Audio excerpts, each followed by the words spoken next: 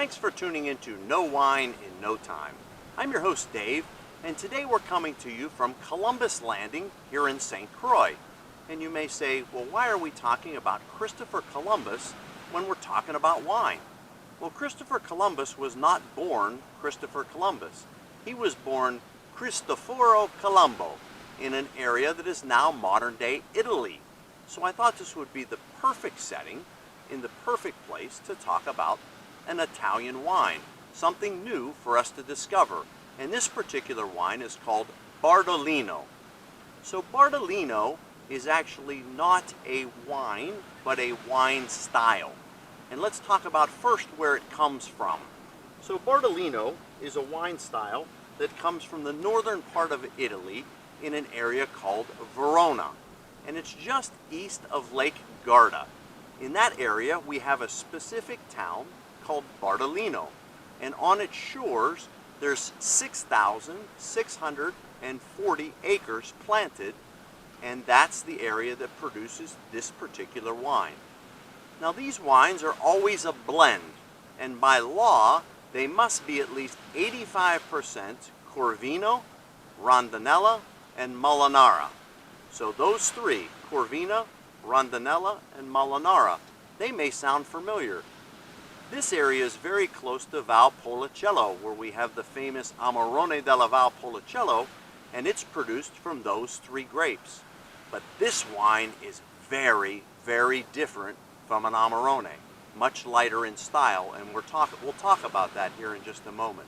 So this wine blend must be at least 85% Corvina, Rondinella, and Molinara, but it also can have up to 15% Rossanola, Barbera, Sangiovese, and Garganega.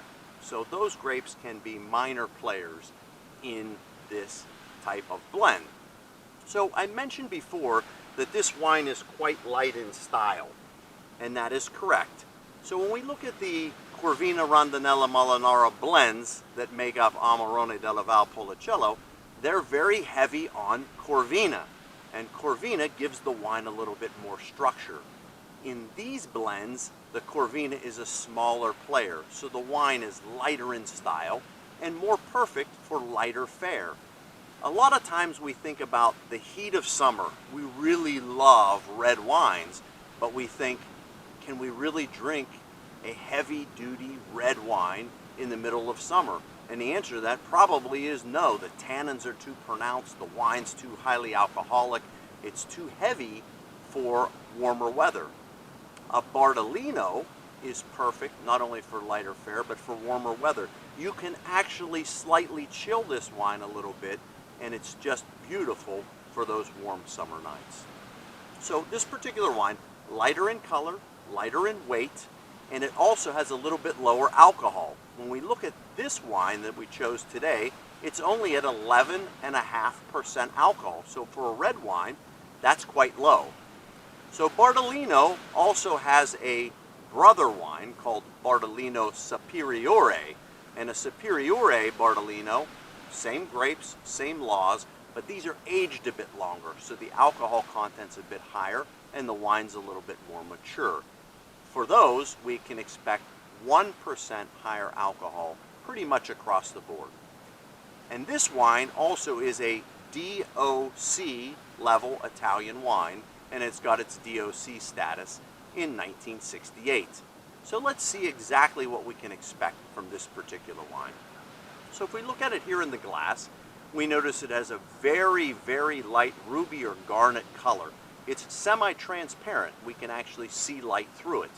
If we swirl it to liberate some of the aromas, right out of the glass we get a little bit of eucalyptus, some mint, a little bit of black raspberry, and a little bit of plum. So let's go ahead and give it a taste and see what we can expect.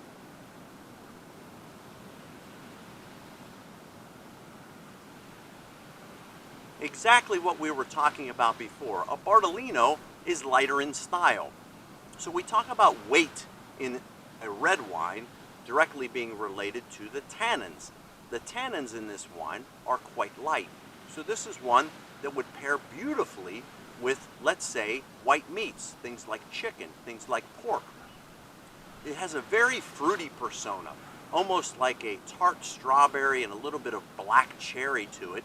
And kind of on the back side of the palate, we get a little bit of black raspberry flavor as well. Really beautiful, fruity, but not sweet. This is a dry wine, very acidic, but lighter in style and quite fruity. So some would compare it a little bit to a Beaujolais. So we think about Beaujolais made from Gamay grapes, a light red, very approachable. This is a wine that would be very similar. So we have two really opposite ends of the spectrum. So let's think Amarone della Val Policello and all of its strength and all of its power. And let's think Bardolino being the opposite end of the spectrum, but yet coming from a very similar area and made from the same grapes. So quite fascinating. So I'm going to take in a little bit more of the scenery here in Columbus Landing and enjoy some more of this Bardolino. I ask that you tune in next time, because soon you'll know wine in no time.